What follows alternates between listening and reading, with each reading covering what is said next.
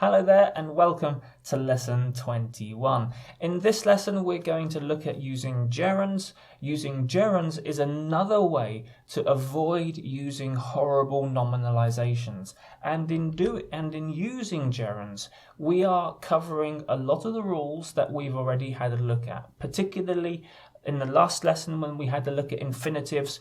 It's the same area, and this is the same area as when we looked specifically at nominalizations in lessons 3 and 4. But I make no apology for repeating this information because this is such a common writing mistake, and it's a common writing mistake because of people's bad writing habits. And once you build a habit, a good habit or a bad habit, it's very, very difficult to change that habit. Now, of course, if you've got a good habit, you don't want to change it. But if you've got a bad habit, particularly a bad writing habit, then we've got to try extra hard to change it. And using gerunds is another tool you have to change that bad habit into a good habit. Now, it's an easy rule to apply, but you still have to be aware of the language pattern in the sentence. So you've got to ask yourself the questions about prepositions, about the rest of the sentence. So it's not just change one word, take one word out, put another word in, but you've got to look before that word and after that word to see if you have to make any further changes. But the effect of that change of using gerunds is to make your sentence more powerful and more punchy. Now, I know a gerund is a noun. Gerund is a noun. There's no way to escape that. But a gerund is a better noun than a nominalization. A gerund suggests action, even though it is a noun. So just by using a gerund, already you are changing the way that the reader is reading the information and that a listener is listening to you if you're using gerunds when you're speaking to people. And it has that kind of effect, and I'll show you an example in just a few seconds. Now, this is what you might consider an advanced English skill. It's not really advanced, but it is the kind of skill you will see in advanced English course books. Certainly you won't have this discussion in intermediate books, upper intermediate books, B2, C1 books even, but rather C2, at really advanced proficiency level English books. This is where you're going to see this rule, so that's why it's advanced, but it's not going to explain why this rule is good from the point of view of your writing. So this information that I'm sharing with you now, you will rarely find in English course books. So really pay attention to this. It's something that I use a lot in my work as a proofreader, and I would encourage you to use in your writing. Okay, enough. I'm not going to sell it anymore. I'm just going to show you. So we have an example sentence, and it is this.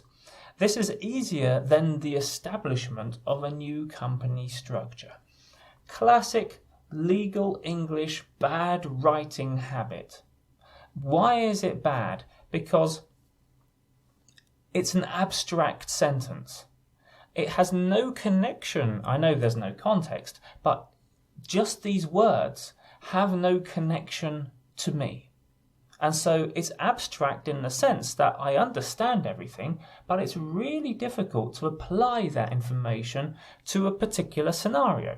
Now, I am affected by a particular scenario. Either I have to make a decision or I'm giving advice, but somehow me and that scenario, we are connected. But if I use abstract language to talk about this scenario in which I am affected, or for which I am affected, then this language isn't helpful. So this is easier, okay, so something is easier than the establishment of something. So it's just a thing. There's no action, there's no power, it's just something out there. And that can be quite difficult if you are, for example, you're writing to someone and you're giving them advice. like a lawyer might do about a legal issue. And you just use abstract nominalizations, abstract nominalizations, abstract nominalizations. So not just one sentence, but a page of abstract nominalizations. And the reader is really finds it difficult to connect themselves to the situation. They know that something is going on, but it's really difficult for them to accurately and confidently say, okay, this is the course of action based on that text. But if we use a gerund and say, this is easier than establishing a new company structure, even though this is a noun, even though that this is a gerund, it still communicates action, it still communicates process, and as a result, that abstractness is lost, and I feel that much more connected to the sentence, and therefore connected to the action, and therefore I'm in a better position to make a decision or to do something. Okay, so what are the teaching tips? We know by now that nominalizations can and maybe should be redrafted. Of course, not all nominalizations, but the nominalizations we do use, we should ask ourselves, can we use a verb? Can I use a gerund? Is there another way to say this? So nominalizations are not de facto bad, but we should always question nominalizations. Gerunds are not verbs, but they still communicate action and reality, and they connect you to the context. It makes your writing more powerful and connects better with your reader. I hope that I've made that point clear by now. It is a good, quick habit to learn. Okay, this really is. You go through your text after you've written it. You can even search for words ending in eon or munt or unts or words like that and just have a look at them. Identify them quickly and say, can I make a gerund, or can I use a gerund instead of this nominalization? And it really does have a big impact on your writing.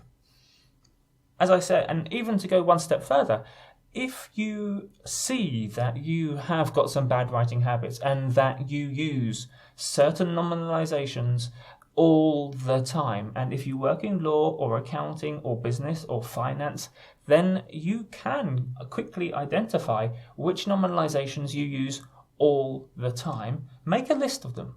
Put them by your monitor, put them by your keyboard, and just look at them. And as you're writing, see if you can stop yourself using those nominalizations and using verbs and gerunds instead. But there is that warning. It is tricky to use in terms of getting the prepositions and the surrounding language patterns correct. You do have to be careful. Okay, time for some questions. So really simple questions. All I want you to do is to practice this particular point. So redraft the underlined nominalization using a gerund instead. And just to give you that same example, this is easier than the establishment of a new company structure. Should be, this is easier than establishing a new company structure. Okay, so download the questions now. Once you finish the questions, then click on the link to see the answer video and see if your answers agree with mine.